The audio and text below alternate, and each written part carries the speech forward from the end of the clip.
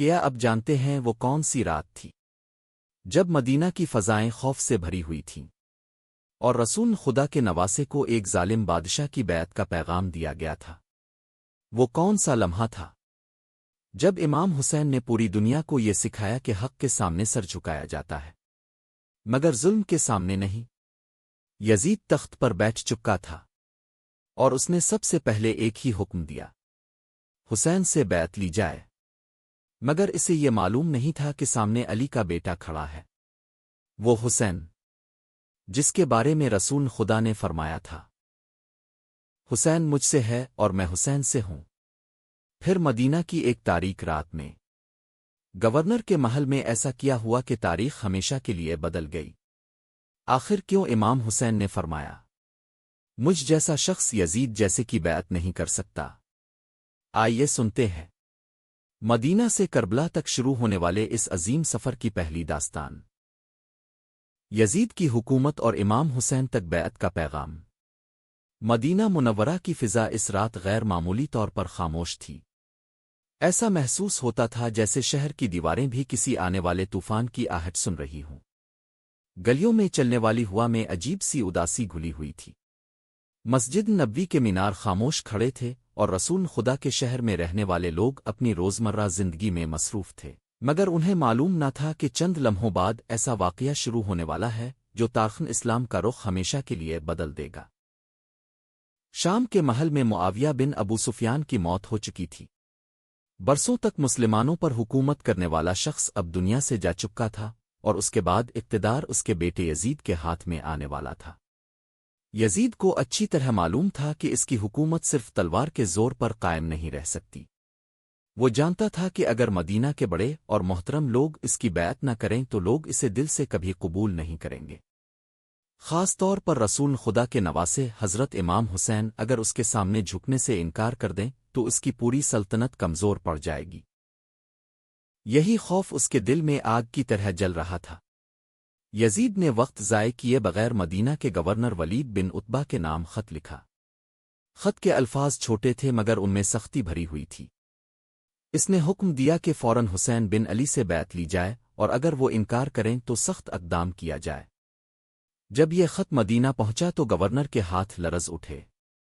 وہ جانتا تھا کہ یہ معاملہ کسی عام انسان کا نہیں، یہ اس ہستی کا نام تھا جسے دیکھ کر لوگوں کو رسول خدا یاد آتے تھے۔ مدینہ کے بوڑھے آج بھی وہ وقت یاد کرتے تھے جب نبی کریم امام حسن اور امام حسین کو اپنے کندھوں پر بٹھایا کرتے تھے۔ لوگ جانتے تھے کہ اہل بیت صرف ایک خاندان نہیں بلکہ اسلام کی عزت اور رسول خدا کی نشانی ہے۔ اسی لیے ولید سخت پریشان ہو گیا۔ اس نے فوراً رات کے وقت محل میں ایک مجلس بلائی۔ محل میں مشعلیں روشن کی گئیں، سپاہیوں کو دروازوں پر کھڑا کیا گیا اور مروان بن حکم کو بھی بلا لیا گیا۔ مروان وہ شخص تھا جس کے دل میں اہل بیت کے خلاف پرانی دشمنی بھری ہوئی تھی۔ جیسے ہی اس نے یزید کا خط سنا اس کی آنکھوں میں چمک آ گئی اور اس نے فوراً کہا کہ آج ہی فیصلہ ہونا چاہیے، اگر حسین بیعت نہ کریں تو انہیں جانے نہ دیا جائے۔ ادھر امام حسین اپنے گھر میں موجود تھے۔ گھر کا ماحول پرسکون تھا۔ اہل بیت اپنے کاموں میں مصروف تھے کہ اتنے میں دروازے پر دستک ہوئی۔ ایک آدمی نے آ کر بتایا کہ گورنر اب کو فوراً بلانا چاہتے ہیں۔ امام حسین نے پیغام سنتے ہی محسوس کر لیا کہ معاملہ کیا ہے۔ اب نے ایک لمحے کے لیے سر جھکا لیا، جیسے دل ہی دل میں آنے والے وقت کو محسوس کر رہے ہوں۔ پھر اپنے بھائی حضرت عباس اور چند وفادار ساتھیوں کو بلایا اور فرمایا کہ تم لوگ میرے ساتھ چلو مگر باہر رہنا، اگر میری آواز بلند ہو تو فوراً اندر آ جانا۔ یہ سن کر سب سمجھ گئے کہ حالات خطرناک رخ اختیار کر سکتے ہیں۔ رات کی تاریکی میں امام حسین محل کی طرف روانہ ہوئے۔ مدینہ کی گلیاں خاموش تھیں مگر کچھ لوگوں نے دروازوں سے جھانک کر دیکھا۔ انہیں محسوس ہو رہا تھا کہ آج کوئی بڑا فیصلہ ہونے والا ہے۔ جب امام حسین گورنر کے محل میں داخل ہوئے تو وہاں ایک عجیب سا سکوت تھا۔ ولید کے چہرے پر پریشانی صاف نظر آ رہی تھی جبکہ مروان کی آنکھوں میں سختی اور غرور تھا۔ ولید نے ادب کے ساتھ امام حسین کو بٹھایا اور پھر دھیمی آواز میں معاویہ کی موت اور یزید کی حکومت کا اعلان کیا۔ اس کے بعد اس نے کہا کہ یزید نے اب سے بیعت کا مطالبہ کیا ہے۔ چند لمحوں کے لیے کمرے میں خاموشی چھا گئی۔ پھر امام حسین نے نہایت سکون اور وقار کے ساتھ فرمایا کہ اتنے اہم معاملے کا فیصلہ چھپ کر نہیں ہوتا، صبح ہونے دو پھر لوگوں کے سامنے بات ہوگی۔ یہ سن کر مروان فوراً غصے میں آ گیا۔ اس نے بلند آواز میں کہا کہ اگر ابھی انہیں جانے دیا گیا تو پھر کبھی بیعت نہیں کریں گے۔ اس نے ولید کو الفاقسایا کہ اسی وقت فیصلہ کرو، مگر امام حسین کے چہرے پر خوف کا کوئی نشان نہ تھا۔ ابن مروان کی طرف دیکھا اور فرمایا کہ تاؤ مجھے قتل کرنے کی بات کرتا ہے، خدا کی قسم تو جھوٹ بولتا ہے اور کمینگی تیرے خاندان کی پہچان ہے۔ یہ سن کر مروان خاموش ہو گیا مگر اس کے چہرے پر غصہ واضح تھا۔ پھر امام حسین نے ولید کی طرف رخ کیا اور وہ تاریخی جملے ارشاد فرمائے جو رہتی دنیا تک حق اور باطل کے درمیان فرق کی علامت بن گئے۔ آپ نے فرمایا کہ ہم اہل بیت نبوت ہیں، ہمارے گھر میں فرشتے نازل ہوتے رہے ہیں، اللہ نے دین کی ابتدا ہم سے کی اور اس کی بقا بھی ہم سے ہوگی، جبکہ یزید ایک فاسق، ظالم اور بدکردار انسان ہے اور مجھ جیسا شخص اس جیسے کی بیعت نہیں کر سکتا۔ یہ الفاظ کمرے میں گونج اٹھے۔ ایک لمحے کے لیے ایسا محسوس ہوا جیسے وقت رک گیا ہو۔ ولید سر جھکائے بیٹھا رہا کیونکہ وہ جانتا تھا کہ امام حسین سچ فرما رہے ہیں، مگر دوسری طرف یزید کا خوف اس کے دل پر مسلط تھا۔ امام حسین یہ فرما کر الفوٹ ہے اور پوری شان کے ساتھ محل سے باہر نکل آئے۔ باہر حضرت عباس اور ساتھی تلواروں کے ساتھ کھڑے تھے۔ جب انہوں نے امام حسین کو خیریت سے باہر آتے دیکھا تو سکون کا سانس لیا۔ اس رات مدینہ کی فضا بدل چکی تھی۔ آہستہ آہستہ خبر پھیلنے لگی کہ رسول خدا کے نواسے نے یزید کی بیعت سے انکار کر دیا ہے۔ لوگ ایک دوسرے سے سرگوشیاں کرنے لگے۔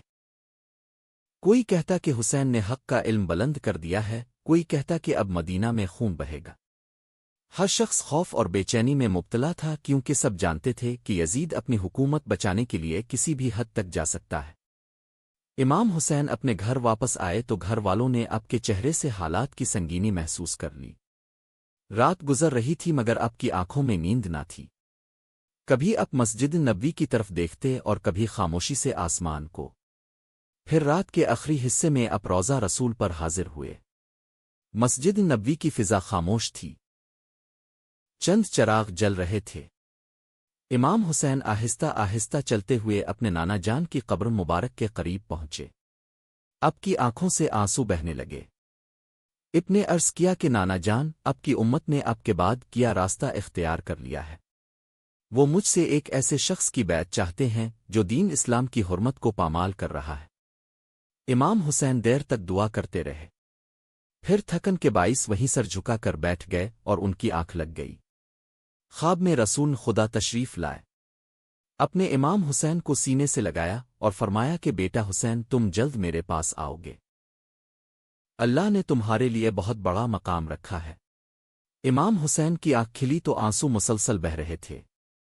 اب سمجھ گئے کہ اب قربانی کا وقت قریب آ چکا ہے اور یہ سفر آسان نہیں ہوگا۔ صبح ہوئی تو مدینہ میں بے چینی مزید بڑھ گئی۔ لوگوں کے چھوٹے چھوٹے گروہ جمع ہو کر ایک ہی بات کر رہے تھے۔ ہر زبان پر امام حسین کا ذکر تھا۔ کچھ لوگ ڈرے ہوئے تھے، کچھ حیران تھے اور کچھ دل ہی دل میں خوش تھے کہ کسی نے تو ظلم کے سامنے جھکنے سے انکار کیا۔ بہت سے خیرخواہ امام حسین کے پاس آئے۔ کسی نے کہا کہ وقتی طور پر بیعت کر لیجئے، حالات بدل جائیں گے۔ کسی نے کہا کہ اپنی جان بچا لیجئے کیونکہ یزید خطرناک آدمی ہے۔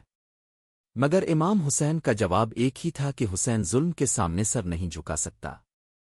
اب جانتے تھے کہ یہ صرف حکومت کا مسئلہ نہیں بلکہ اسلام کی اصل روح کا معاملہ ہے۔ اگر آج اہل بیت یزید جیسے انسان کو حق مان لیں گے تو پھر آنے والی نسلیں سمجھیں گی کہ ظلم، شراب، ناانصافی اور گناہ بھی اسلام کا حصہ ہے۔ اسی لیے امام حسین نے فیصلہ کر لیا تھا کہ چاہے جان چلی جائے مگر حق کا راستہ نہیں چھوڑیں گے۔